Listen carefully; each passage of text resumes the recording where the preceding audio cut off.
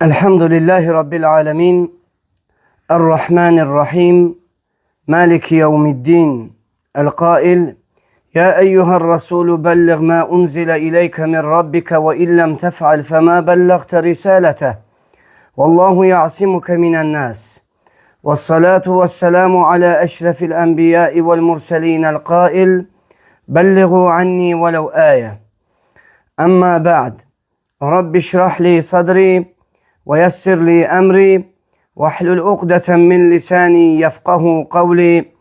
Allahümme allimna ma yenfa'una ve enfa'na bima allamtana ve zidna ilma. Demek kardeşler biz menhec derslerine başlamıştık. Silsile menhec derslerine. Bugün de hemen menhec derslerinden bir ders olacak. Allah'tan isterim ki Allah-u Teala her birimizi eşidip faydalanan kullarından etsin. Demek bugünkü dersin ünvanı Ehl-i Sünne vel Cemaat'ın adları ve sıfatları bölmesidir. Ehl-i Sünne vel Cemaat'ın adları ve sıfatları. Tabii ki Ehl-i Sünne vel Cemaat'ın bazı adları vardır kardeşler. O adlarla inşallah Allah'ın izniyle bugün tanış olacağız. Demek Sevban radıyallahu anhu'dan rivayet olunan hadiste deyir. Kale Resulullah sallallahu aleyhi ve sellem. La tezalu taifetun min ummeti alel hak mensuratun hatta ye'tiye emrullah. Ravahu Muslim ve lafz libn Hibban. Diyor ki Sevban radıyallahu anhu rivayet edilir, diyor Peygamber sallallahu aleyhi ve sellem buyurmuştur.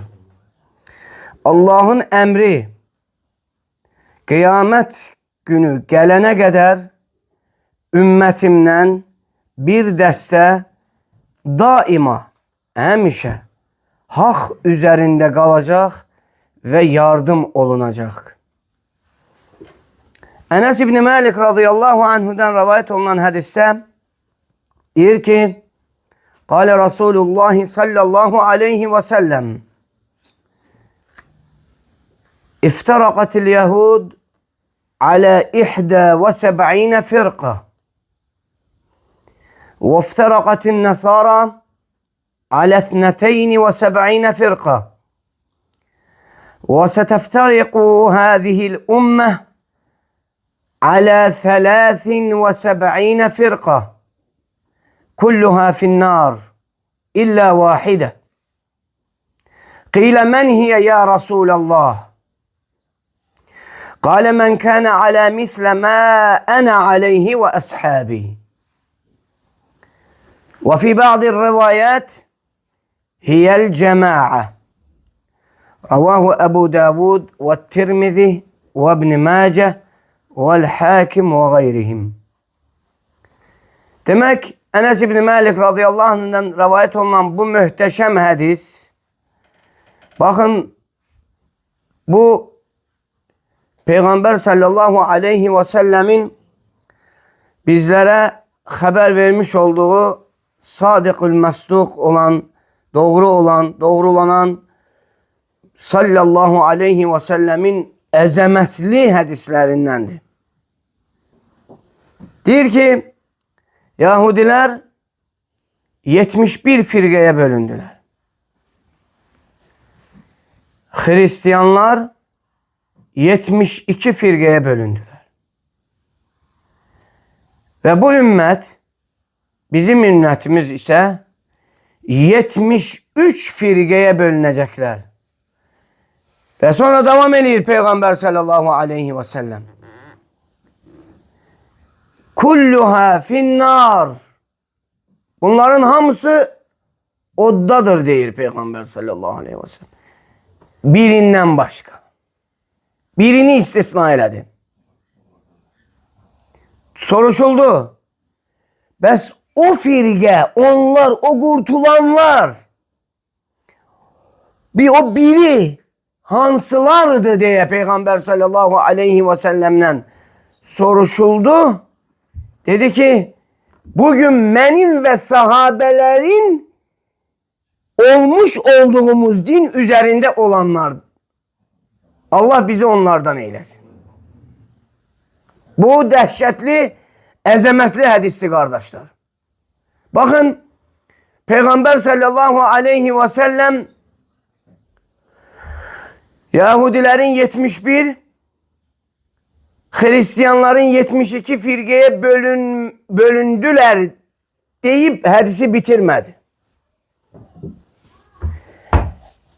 Əslində Peyğəmbər sallallahu aleyhi və səlləm Yahudilər 71, Hristiyanlar 72 firqəyə bölündülər deyib dura bilərdi. Hədisi bitirə bilərdi. Amma Peyğəmbər sallallahu aleyhi və səlləm hədisi bitirmədi. Baxın, Yahudilərin azğınlığı, Hristiyanların azğınlığı da bəllidir. Amma əsl olan odur ki, müsəlmanlar firqəyə bölünməsinlər, təfriqəyə bölünməsinlər. Amma Peyğəmbər sallallahu aleyhi və səlləm bu hədis-i şəriflə bizə izah edir ki, bu ümmət Yahudi və Hristiyanlardan da artıq olaraq 73 firqəyə bölünəcəklər. Allahu Akbar. Yəni Yahudi və Hristiyanlardan da bir firqə artıq. Əsl olan odur ki, Qur'ana və sünnəyə insan tabi olsun. Qur'ana və sünnəyə bağlansın. Qur'an və sünnə ilə yaşasın. Qur'an və sünnə ilə əməl eləsin. Amma görün, insanlar tarix boyu aza-aza bidətlər çıxarta-çıxarta özləri təfriqələrə bölünürlər. Allah bizi haq üzərində olan, Peyğəmbər sallallahu aleyhi və səlləmin və sahabələrinin yolu üzərində olan o yolda olmağa, o yolda yaşamağa, o yolda əməl etməyə və o yol üzərində də dünyadan köçməyə müvəffəq eyləsin. Ona görə, baxın, bugün əslində dərsimiz Əhl-i Sünnə vəl Cəmaənin bəzi adları ilə tanışdıqdır. Həqiqətən Əhl-i Sünnə vəl Cəmaənin bəzi adları var. O adlardan biri birinci hədisdə keçdi. Neydi o? Kim diqqət elədi o birinci hədisə? Hanatik? Mənsura. Yardım olunan, bəli. Taifətun mənsura. Yardım olunan taifə. Bu hədisdə də dedik ki, hamısı azmış birindən başqa Peyğəmbər sallallahu aleyhi ve sellem deyir, mən və sahabələrimin olduğumuz yol üzərində olanlardır. Başqa rəvayətlərdə keçir ki, hiyəl cəmaə, o cəmaatdır. Demək, Əhl-i Sünnə vəl Cəmaənin adlarından da biri nədir? Cəmaat olmaq. Onlar bir olanlar, cəmaat olanlar. Əhməd ibn Həmbəl rahiməhullah rəvayət deyir ki, Peyğəmbər sallallahu aleyhi və səlləmin bu hədisinə deyir ki, təftəriqul ümmə alə neyyifin və səbə'inə firqa kulluhə finnər illə firqa. Peyğəmbər sallallahu aleyhi və səlləm deyir, ümmət, yəni bizim ümmətimiz 70'dən artıq firqəyə bölünəcək. Onların hər biri oddadır, birindən başqa. Sonra İmam Əhməd ibn Həmbəl bu hədisə əlavə edərək, qeyd edərək deyir ki, İn ləm yəkunu əshabəl hədis fələ ədri mənhum. Əgər onlar hədis əhli deyillərsə, daha mən bilmirəm ki, onlar kimlərdir. Demək, Əhməd ibn Həmbəl rahiməhullah deyir ki, Əhl-i Sünnə vəl Cəmaənin adlarından biri nədir? Əshabəl hədis. Hədis əhli. Hədis əhli. Niyə hədis əhli deyir? Niyə ümmətimizə? Niyə bu bizim bu Əhl-i Sünnə vəl Cəmaənin adlarından da biri hədis əhlidir? Çünki bizi başqa firqələrdən, bidət firqələrdən fərqləndirən nədir? Peygamber sallallahu aleyhi ve sellemin sünnesine, sahih hadislere bağlanmağımızdır. Sahih hadislere bağlanmağımızdır. Ona göre dört mezhep imamından hamısından rivayet olunur ki İzâ sahhel hadis, eğer hadis sahih olarsa fehuve mezhebi, o benim mezhebimdir. Demek mezhebde gelen sözler Peygamber sallallahu aleyhi ve sellemin sahih sünnete geldiği hadisine muhalif olarsa hansı atılır? Mezhebin sözü. Mezhebde qeyd olunan atılır. Nedir götürülen? Sahih sünnet. Peygamber sallallahu aleyhi ve sellem'den rivayet olunan sahih hadisler. Kale İbnül Mübarek ve Ahmed İbni Hanbel ve Ali İbni Medini ve Bukhari rahimahumullahu ve gayruhum fi hadis la tezalu taifetun min ummeti zahirine alel hak, ki ümmetimden bir deste daima hak üzerinde açık aşkar olacak. Bu hadise göre, bu hadise esasen Abdullah İbnül Mübarek, Ahmed İbnül Hanbel, Ali İbnül Medini ve Bukhari ve başka bunların kimi büyük alimler, imamlar demişler ki onlar, yani o hak üzerinde kıyamete kadar hak üzerinde daima açık aşkar hak üzerinde olacaklar. Kimlerdi onlar? Eshabel hadis. Hadis sahipleridir. Ve kâlel Berbehari rahimehullah Fallahu Allah fi nefsike ve aleyke bil âthâr ve eshabel ethar. Berbehari rahimehullah deyir ki Şerh-i Sünnədə, ona göre de seni Allah'a and verirəm ki nefsine, özüne dikkat edesen. Eserlere, nedir eserler? Seleflerin yoluna ve eser sahiplerinin, selefin ardıcıllarına sarıl. Yani eshabel eser. Ona göre eshabel eser, seleflerin izlinin, onların ardıcıllıkla gidenlerdi. Onların ardınca gidenlerdi. Eshabul eser.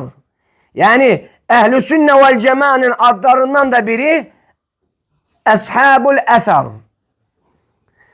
Eser, yani seleflerin ardıyla gidenler.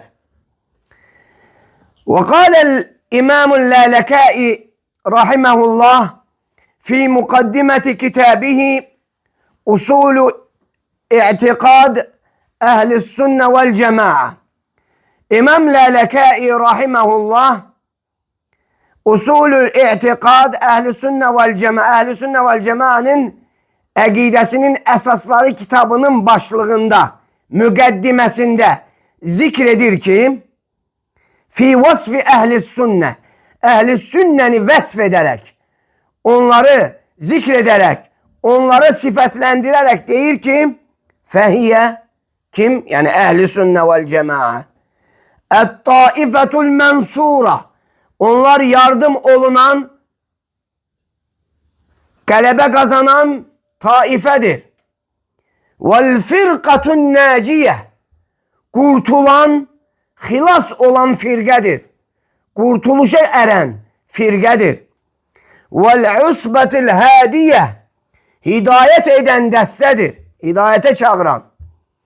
Vel cemaatul adile, el mutemessike bis sünne, sünneye mühkem yapışan ve adaletli bir cemaattir deyir. Allahu Ekber. İmam Lâlekâi Ehl-i Sünne vel Cemaat'ın itikadının esasları kitabının mükaddimesinde Ehl-i Sünne vel Cemaat'ı vesfederek belə deyir. Onlar yardım olunan dəstə, nicat tapan firqə, hidayət edən dəstə və sünnəyə möhkəm yapışan ədalətli bir cemaattir deyir. Allahu Ekber. Və qala İbn Teymiyyə, İbn Teymiyyə fi sadril aqidetil vasitiyyə, İbn Teymiyyə rahimehullah Aqidetul Vasitiyyə kitabının başında, əvvəlində qeyd edir ki, فَهَذَا اِعْتِقَادُ الْفِرْقَةُ النَّاجِيَةِ الْمَنْصُورَةِ إِلَى قِيَامِ السَّاعَةِ اَهْلِ السُنَّةِ وَالْجَمَاعَةِ. İbn Teymiyyə rahimehullah Aqidetul Vasitiyye'nin əvvəlində belə demiştir. Bu kıyamete kadar yardım olunacak nicat tapan firqenin ehli sünne vel cemaatin itikadıdır. Allahu Ekber. Ve kâle İbn-i Baz rahimahullah, İbn Baz rahimahullah demiştir. El firqatun naciye hiyet taifetul mensura وصفاتها اتباع السلف والسير على منهج الصحابة رضي الله عنهم وأرضاهم وأتباعهم بإحسان. İbn Baz rahimahullah Fetava Nurun aled Darb Risalesinde diyor ki, nicat tapan firqə galip gelen taifedir. Onların xüsusiyyətləri, yani o firqənin xüsusiyyəti sələflərə tabi olmaq, sahabələrin Allah onlardan razı olsun ve onlara güzel şekilde tabi olanların yolu ile gitmektir. Bir de deyirəm. Demek İbn Baz rahimehullah Nurun aled Darb risalesinde deyir ki, nicat tapan firqə Əhl-i Sünnə vel Cemaat'ni vəsf edir. Nicat tapan firqə galip gelen taifedir.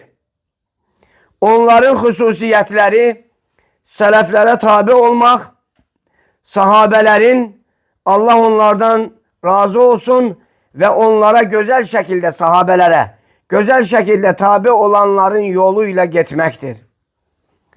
Tamam mı kardeşler? Aydın oldu da bu bazı adlar ki var, bu Ehl-i Sünne vel Cemaat'nin adlarıdır.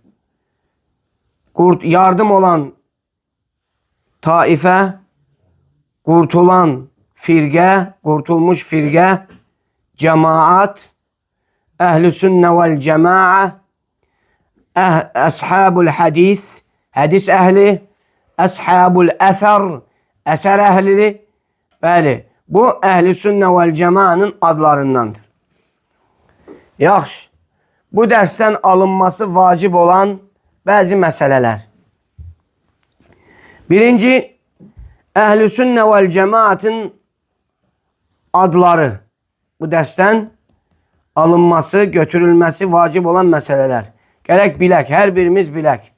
Eğer biz bugün özümüzü Ehl-i Sünne vel Cemaat adlandırır, sələfin ardıcılığına gedən sələfiyəm deyiriksə, demək Ehl-i Sünne'nin adlarından da sələfilər də var. Çünkü sələfilər o sələflərin, sahabələrin ardınca gedənlərdir.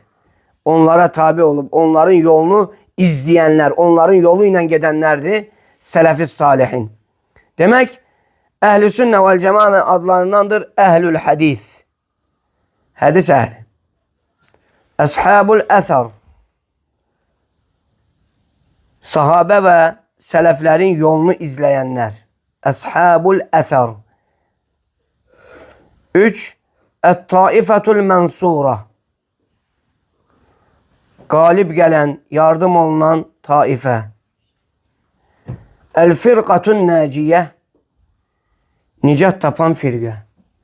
Kardeşler bilirsiniz mi niye Et-Taifetul Mensura adlanır Ehl-i Sünne vel Cemaat ve niye Firqatun Naciye adlanır? Ümumiyyətlə bilmemiz lazımdır ki Et-Taifetul Mensura ve Firqatun Naciye birbirinden aralanmır. Birbirinden farklı değil. İndi o götürəcəyimiz bu məsələlərdən biridir. Əslində Taifətül Mənsura elə Firqatun Nəciyənin özüdür. Bunlar bir-birindən ayrılmır. Bu bir yerdədir. Taifətül Mənsura yardım olunan taifə ona görə deyilir ki, onlara bu dünyada hak yol üzərində, hədis yolu, sünnə üzərində olduqları üçün Allah-u Teala onlara yardım edir. Yəni yardım olunan taifədir. Və Firqatun Nəciyə, ona görə Firqatun Nəciyədir ki, Peyğəmbər sallallahu aleyhi və səlləmin hədisində bizə xəbər verdiyi o bir firqə ki var, 73 cəhənnəmdə biri qurtuluşa çatan firqə o Firqatun Nəciyədir. Niyə Nəciyədir? Qurtulan firqədir. Xilas olan firqədir. Cəhənnəmdən, cəhənnəm odundan qurtulacaq firqə Firqatun Nəciyədir. Aydın oldu da. Allah sizə bərəkət versin. İkinci bu dərsdən alınması vacib olan məsələlər, demək, qalib gələn taifə və nicat taban firqə dedik. Bu eyni məna daşıyan iki addır. Eyni məna daşıyır. 3. Onu da deyirik ki, yəni bayaq yenə zikr etdiyimiz kimi, onlar axirət baxımından Firqatun Nəciyə qurtulandır, nicat tapandır.